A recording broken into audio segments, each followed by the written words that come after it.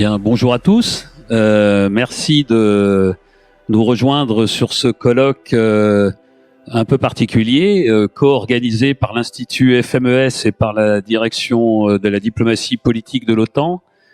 Colloque qui aurait dû initialement avoir lieu dans un grand amphithéâtre de Toulon et qui, en raison du coronavirus, a lieu dans des conditions un peu particulières. Vous derrière votre écran et nous ici dans un studio, dans un environnement qui n'est pas l'environnement habituel de des colloques que nous organisons. Bonjour Amiral. Bonjour Amiral. Ce colloque a pour thème l'OTAN face aux défis et aux opportunités du bassin méditerranéen. Il est particulier à plus d'un titre. D'abord à cause des conditions dans lesquelles nous le pratiquons, et puis parce que c'est la première fois qu'un colloque sur ce thème organisé par l'OTAN a lieu à Toulon. Or, il devait avoir lieu ce colloque puisque Toulon, c'est la première base navale européenne, la plus importante base militaire de l'Europe en Méditerranée, en plus, et que l'Institut FMES, qui a 30 ans cette année, depuis 30 ans, s'intéresse à la géopolitique de la Méditerranée, du bassin méditerranéen et du Moyen-Orient. En quelque sorte, nous sommes en première ligne des changements stratégiques qui se matérialisent ici dans cette zone.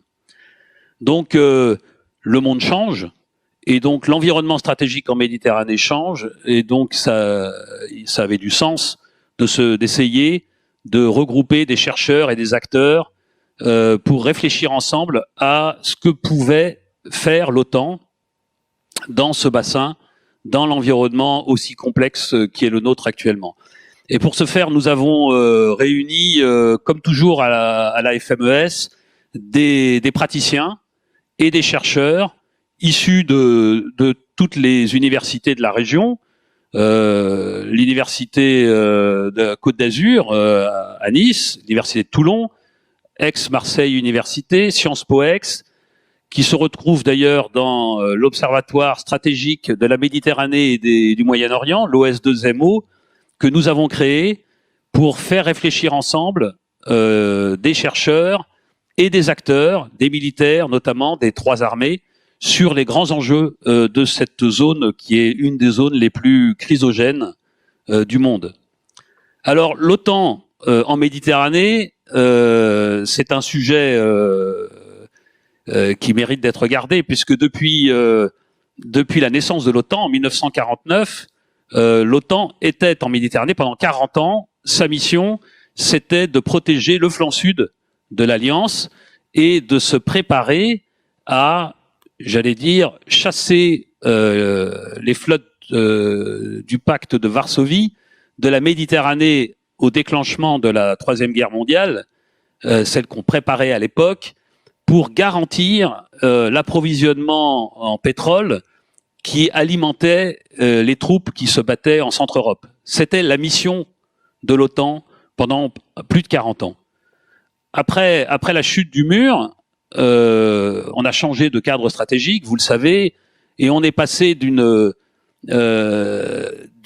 tension bipolaire qui finalement neutralisait la rive sud, qui n'était pas partie prenante des grands enjeux stratégiques, à une dynamique qui voyait converger vers le système occidental et localement le système européen, tous les pays. En fait, le monde convergeait vers une forme de mondialisation où l'économie devenait reine et où les problèmes de sécurité, les problèmes culturels, les problèmes politiques, les problèmes sociétaux finalement passaient au second plan. C'est la période en Méditerranée du processus de Barcelone pour l'Union européenne. C'est la période du dialogue méditerranéen pour l'OTAN et des partenariats.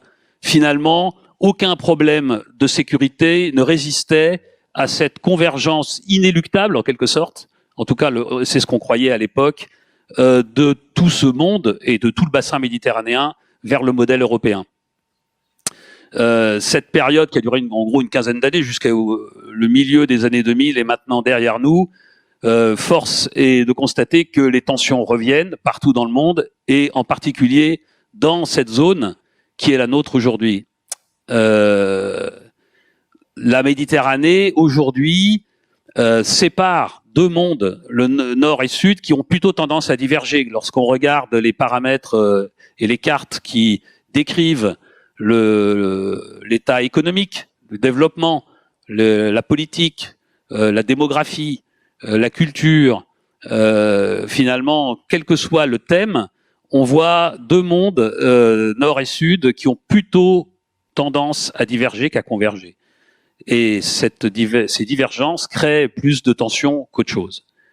Deuxième facteur, cette Méditerranée est la zone de, j'allais dire, de jeu, de puissance de plus en plus désinhibée vis-à-vis de l'emploi de la force et qui défendent de façon de plus en plus âprement leurs intérêts, puissance globale ou puissance régionale. Tout ça dans un cadre de désoccidentalisation et de fragilisation du multilatéralisme qui rajoute de la difficulté à la difficulté. Voilà le cadre stratégique dans lequel nous sommes aujourd'hui en Méditerranée et dans le bassin méditerranéen et au Moyen-Orient. Et donc la question qui est de que peut faire l'OTAN pour aider à stabiliser cette zone est une question, à mon avis, importante. L'OTAN s'est adaptée aux évolutions stratégiques. Et là, il y a une nouvelle évolution stratégique auquel elle doit s'adapter. Le retour en arrière n'est évidemment pas possible. Il faut réinventer un nouveau fonctionnement pour régler les problèmes qui sont devant nous. Et c'est ce que nous allons essayer de faire aujourd'hui. Et merci à vous tous de nous avoir rejoints sur ce plateau virtuel, cet amphithéâtre virtuel. Je sais que vous êtes nombreux. Alors l'avantage finalement, d'une certaine façon, malheur est bon, puisque beaucoup de Parisiens, de gens à Bruxelles, à Rome, sont en ligne pour nous écouter et pour participer avec nous et répondre, poser des questions à nos différents panélistes. Nous allons accueillir dans un premier temps le contre-amiral Ozda, qui est le commandant de la force aéro-maritime de réaction rapide. Encore une fois, bonjour amiral, qui va donner une vision de terrain de ce que c'est que l'emploi de la force et le déploiement de forces maritimes dans le bassin méditerranéen. Puis nous aurons une première table ronde sur les acteurs qui sont présents en Méditerranée, qui sera modérée par Walter Bruyère-Hostel, qui est directeur du centre de recherche Sherpa à Sciences Po Ex.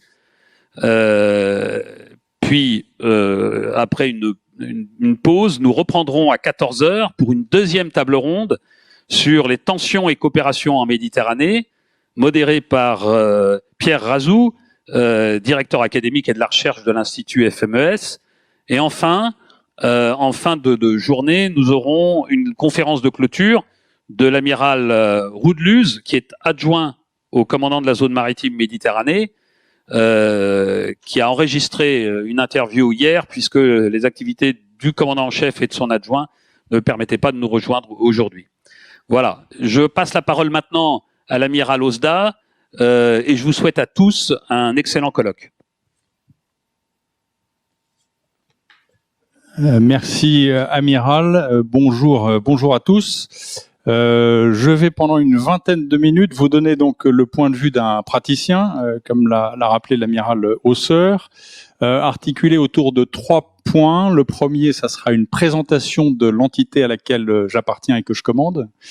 Une deuxième partie qui sera un regard sur l'environnement dans lequel nous évoluons quand nous naviguons en Méditerranée. Et une troisième partie où je mettrai en lumière la manière dont ce que fait le groupe aéronaval contribue directement à l'OTAN. Donc, l'état-major que je commande, c'est donc l'état-major de la force aéromaritime française de réaction rapide, a pour vocation de planifier et de commander au niveau tactique une force à la mer. Ça dans un cadre national, dans un cadre de l'Union européenne, dans un cadre de l'OTAN ou en cadre de coalition. Voilà. Donc c'est quelque chose qui est très polymorphe, mais qui a une forte unité. On travaille autour de 3 grands pôles. Le premier, c'est le domaine de l'amphibie. Donc tout ce qui tourne autour de l'action entre la mer et la terre, à partir des porte-hélicoptères amphibies. Le deuxième pôle, c'est la guerre des mines. Et le troisième pôle, c'est le groupe aéronaval autour du porte-avions. Voilà, donc 3 grands domaines de compétences qui œuvrent pour lequel œuvre cet état-major. L'état-major French Marfor, puisque c'est l'appellation de cet état-major, constitue d'une certaine manière la partie navale de la dynamique française à la participation à la NRF, NATO Response Force. C'est quelque chose qui existe depuis le sommet de Prague en 2002 et qui est cette NATO Response Force constituée d'états-majors et d'unités des alliés. Lorsque un de ces états-majors, en l'occurrence celui que je commande, se trouve d'alerte, il est préparé par l'OTAN pour prendre le commandement d'une composante maritime, d'une opération de l'OTAN. Sous le commandement interarmé et interallié, qui peut être le commandement de Naples ou le commandement de Brunssum. On a fait très récemment un gros exercice, Dynamic Mariner 2020, qui était l'exercice d'évaluation en vue d'une certification de mon état-major et donc de moi-même à commander pour l'OTAN une composante maritime. C'est quelque chose qui revient tous les 4 ans, à peu près. On tourne avec les Britanniques, avec les Espagnols et les Italiens à la tête de cette alerte. Donc à partir du 1er janvier, si une opération de l'OTAN se déclenche, je serai en charge de commandement d'une partie de la composante maritime. Voilà. Et pour faire le lien avec ce qui nous intéresse, ce qui vous intéresse aujourd'hui, l'état-major commande donc le groupe aéronaval. Après une première décennie de la vie du Charles de Gaulle et donc des opérations du groupe aéronaval autour du Charles de Gaulle, plutôt orientées en océan Indien du fait de la guerre en Afghanistan, depuis 2011, depuis Harmattan, le groupe aéronaval est très régulièrement déployé en Méditerranée et plus particulièrement en Méditerranée orientale. Les 2 dernières missions, qui ont été la mission Clemenceau en 2019 et la mission Foch en 2020, ont toutes 2 porté une période et une part de la mission importante en Méditerranée orientale. Voilà pour donc faire le lien avec cette Méditerranée. Et je vais vous décrire rapidement, sans tenter à me comparer aux sommités qui prendront la parole ensuite dans le cadre des tables rondes, mais très rapidement vous donner les éléments, les caractéristiques de l'environnement dans lequel on se déploie. Le premier, c'est très clairement le fruit de l'histoire et de la géographie. 3 continents qui se joignent dans cette Méditerranée ou que rejoignent la Méditerranée, que cimente la Méditerranée. En termes de marine, en termes d'approche pour le commandant de force que je suis, c'est des cultures marines très différentes, mais qui se trouvent être unifiées, ou où on trouve tout du moins une unité du fait des standards de l'OTAN qu'on applique au quotidien à la mer, y compris lorsqu'on est en opération nationale. Si on se déporte un peu dans la zone dans laquelle le groupe aéronaval est régulièrement déployé, la Méditerranée orientale, on est dans un espace qui est fini. Alors certes, il y a de la haute mer, mais à l'échelle de l'empreinte du groupe aéronaval, on arrive en quelques heures à avoir une image de ce qui s'y passe grâce aux avions, aux rafales marines que met en œuvre le porte-avions, grâce aux avions radars Hawkeye qui permettent d'avoir une image quasi instantanée de ce qui se passe à l'échelle de la quasi-totalité de la Méditerranée orientale. Voilà. Pour y accéder, 2 points de passage qui sont points très serrés qui sont d'une part Messine et d'autre part le canal de Sicile. Donc des espaces là encore qui, un peu dans l'imaginaire, sont des espaces de grande liberté qui en font, du fait de des caractéristiques de la Méditerranée, sont assez contraints. Un des corollaires de cette étroitesse ou de cette contrainte, c'est le fait que les zones économiques exclusives sont étroites et de fait disputées et sont à l'origine de nombreux différends maritimes qui induisent des revendications, et qui dit revendication de la part d'un État dit présence de marines à la mer pour faire valoir ces revendications. Voilà, la France, l'Europe et les alliés ont de nombreux intérêts, évidemment, là où on se déploie. La France, on a des troupes qui sont déployées à la FINUL, on a des partenariats stratégiques, des partenariats avec tout un nombre d'acteurs riverains de la Méditerranée. Il y a de nombreux intérêts énergétiques, mais tout ça sera développé plus tard. Les découvertes de gisements d'hydrocarbures récentes, et moi je suis rentré dans la marine en 88 et j'ai vu au gré des navigations en Méditerranée, la concrétisation de ce que voulaient dire ces découvertes, entretiennent des tensions qui se cristallisent autour de ces gisements. De fait, là aussi, ça sera développé plus tard. L'amiral Hauser l'a rappelé. Les intérêts des régionaux, mais aussi les intérêts mondiaux sont très vifs dans cette zone, et en particulier en Méditerranée orientale, que ce soit les nouvelles routes de la soie avec la position de Cosco en Méditerranée, que ce soit la présence russe qui, depuis très longtemps, là aussi, depuis que je suis dans la marine, les Russes sont très présents en Méditerranée, un peu bougé. Maintenant, avant, c'était les mouillages de Solhoum et d'Hammamet. Aujourd'hui, c'est la côte syrienne, et donc une présence russe qui est importante. On note également une forte, on est confronté tout du moins à une forte instabilité des acteurs limitrophes, riverains, qui induisent des trafics en tout genre, que ce soit des trafics humains, que ce soit des trafics d'armes. Trafic humain, c'est évidemment connexe à toute la question migratoire. Voilà, donc ça c'est le paysage dans lequel on évolue. On a en Méditerranée, du fait de tout ce que je viens de décrire, un certain nombre d'opérations qui sont permanentes, ou en tout cas au long cours.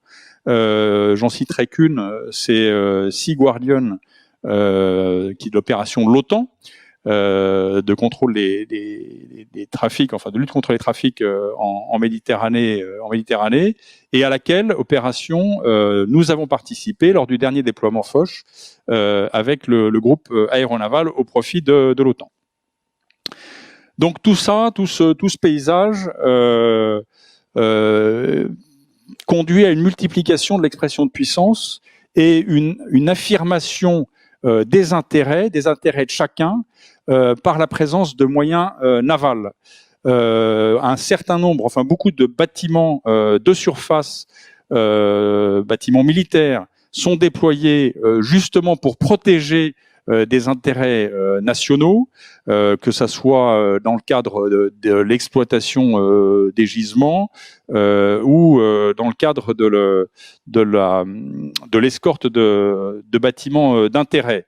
Ça, c'est quelque chose de très marquant, et il est évident que plus les gisements seront mis en exploitation, plus il y aura de moyens pour les protéger. Et ça par tous les exploitants de ces gisements. On est exposé en Méditerranée également. Je parlais tout à l'heure de la présence russe. On travaille dans des zones qui sont des zones sous protection missile. Donc pour souligner d'une certaine manière un embastionnement de la partie, notamment canal de Syrie. Des capacités Je vous prie de m'excuser. Des capacités aériennes qui sont également très présentes et qui contribuent également à cet embastionnement, à cette protection, ces bulles de protection. L'espace aérien, évidemment, quand on met en œuvre le groupe aéronaval dans cette partie orientale de la Méditerranée, est aussi très contraint. Et donc, pour moi, commandant de groupe aéronaval, j'ai un besoin crucial de comprendre ce qui se passe, donc d'observer ce qu'on appelle l'ISR, tout ce qui consiste à avoir des capteurs qui permettent de percevoir ce qu'on appelle les patterns of flight, ce que font les différents acteurs pour pouvoir prendre les bonnes décisions et pour éviter la méprise. C'est une manière, en étant présent là-bas, de réaffirmer nos valeurs et de repousser le fait accompli qui va à l'encontre de ce que nous voulons en matière de liberté d'action en mer. Voilà. Et donc, ce que je disais tout à l'heure, cette capacité à comprendre ce qui se passe nécessite une présence quasi continue, en tout cas très persistante, pour pouvoir juger des évolutions. Et si je prends l'approche stroboscopique que constitue chacun des passages en Méditerranée, on peut voir les évolutions, et tout ce que je vous ai décrit, tout ce que j'ai décrit jusque-là est clairement en phase de renforcement, que ce soit par le nombre d'unités militaires déployées, que ce soit par l'étendue des zones qui sont revendiquées, que ça soit par le volume aérien, enfin en tout cas le nombre d'avions qui sont dépêchés pour que chacun puisse apprécier ce qui se passe. Au-delà de la dimension complètement matérielle que je viens de décrire, il y a une crise ou un enjeu en tout cas informationnel qui est très fort. Et tout ce que je fais, tout ce que fait le groupe aéronaval, a vocation à rester lisible, à rendre lisibles nos actions et les effets que l'on produit. Voilà très rapidement brossé l'environnement dans lequel on se déploie. Quand le groupe aéronaval part en Méditerranée, c'est aussi et c'est avant tout un ambassadeur de l'OTAN. Et c'est ce que je vais vous décrire dans cette dernière partie. D'abord parce que l'état-major que je commande, dont je vous ai fait une petite présentation au début, est directement irrigué par les savoir-faire de l'OTAN. On est organisé comme sont organisés tous les états-majors de l'OTAN, et le niveau qu'on atteint, le niveau de savoir-faire, la capacité que l'on importe ou qu'on exporte plutôt sur le groupe aéronaval est une capacité qui est reconnue par l'OTAN. Ensuite, le groupe aéronaval, dès qu'il part en mer, a une capacité, et on le fait systématiquement, à intégrer des unités alliées. On se fonde pour ça sur les savoir-faire de l'OTAN, sur les standards de l'OTAN. Et le fait de déployer un groupe aéronaval avec cette connotation, enfin en tout cas cette réalité inter-alliée, est une manière de faire montre de notre savoir-faire, des savoir-faire de l'OTAN. On a également tout un tas d'interactions avec des partenaires stratégiques qui sont des partenaires riverains de la Méditerranée ou avec des présences permanentes en Méditerranée, je pense en particulier aux Américains. C'est une manière de montrer également à ces unités nos savoir-faire et c'est directement, il y a un effet de rayonnement sur ce que sait faire l'OTAN, quand bien même le pavillon de l'OTAN n'est pas affiché dans la mâture du porte-avions. Je noterai au passage que le groupe aéronaval français est le seul groupe aéronaval qui soit déployé aussi régulièrement depuis la dizaine d'années, enfin la dernière décennie, pour une période significative dans la zone. Donc on a une forte connaissance et une forte reconnaissance de ce qu'on y fait, avec en particulier lorsqu'on travaille au profit de l'opération Inherent Resolve, qui est donc l'opération coalition qui est menée par les États-Unis de lutte contre les groupes terroristes, en particulier Daesh, en Irak et en Syrie. La contribution du groupe aéronaval est particulièrement reconnue pour la surveillance par les moyens aériens du flanc ouest du théâtre opération Inherent Resolve. Voilà, donc on a à la fois une légitimité et un savoir-faire qui est reconnu.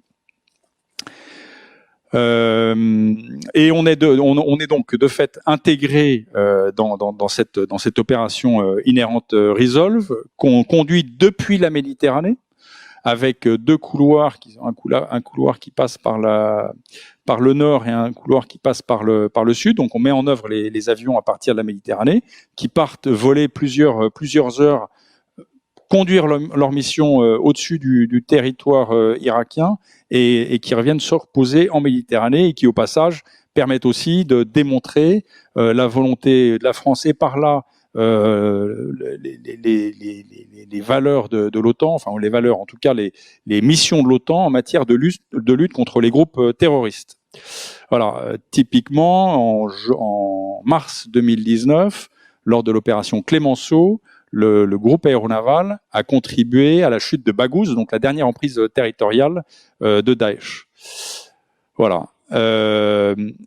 Le groupe aéronaval en Méditerranée, c'est aussi l'expression, lorsqu'on croise un porte-avions américain, du plus haut niveau de savoir-faire en matière de haute intensité, puisque au mois de mars dernier, on a eu ce qu'on appelle un Dual Carrier Operation, donc une opération à deux porte-avions, qui permet évidemment d'entretenir le très haut niveau d'interopérabilité qu'on a avec la marine américaine, mais aussi de montrer ce que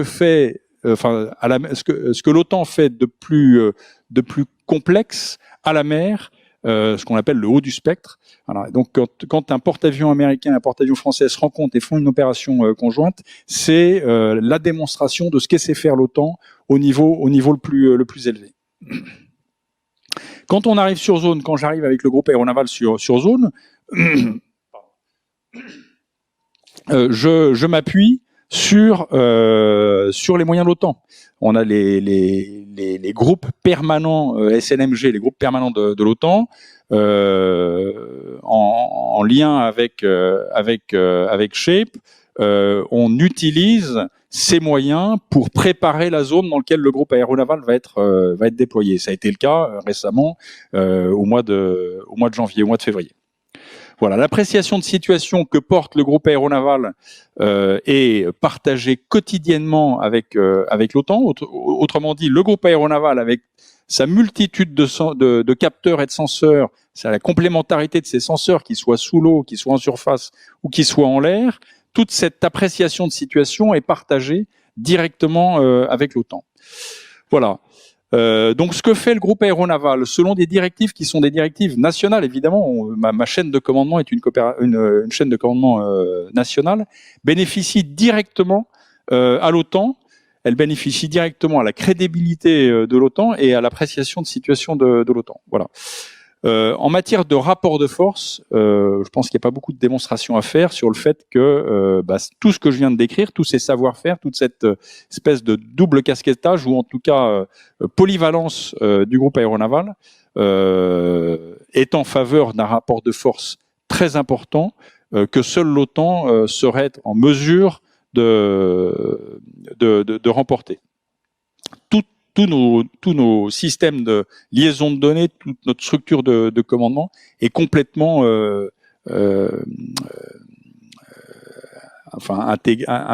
non pas intégrée, mais c'est vraiment la structure de liaison de données, c'est une structure de liaison de données de l'OTAN. Voilà.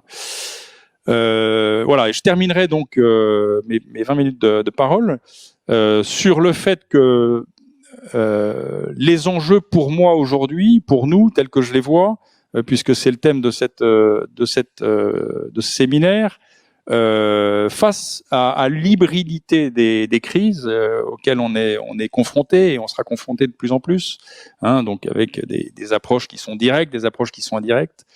Cette hybridité appelle de notre part la plus grande agilité qui soit. Voilà. Et cette agilité, je pense que dans la manière dont j'ai décrit ce qu'était capable de faire le groupe aéronaval est au rendez-vous.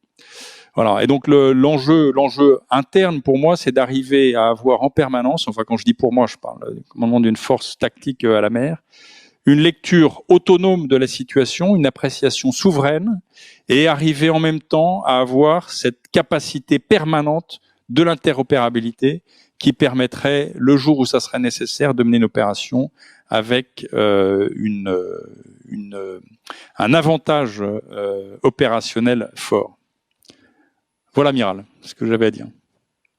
Merci, amiral. Je trouve que ce que vous avez montré illustre, à mon avis, parfaitement ce que sur le terrain, concrètement, signifie une zone dans laquelle les tensions croissent et dans laquelle les jeux de pouvoir et de puissance s'accroissent également, et ce que peut apporter une capacité comme le groupe aéronaval pour marquer à la fois sa souveraineté et être présent dans le rapport de force. Je note également l'importance de l'interopérabilité qu'apporte l'OTAN, et là il y a clairement une des réponses sur le rôle de l'OTAN qui est le thème de la journée. Merci encore, amiral, et nous laissons la place à la première table ronde sur les acteurs étatiques ou non présents en Méditerranée.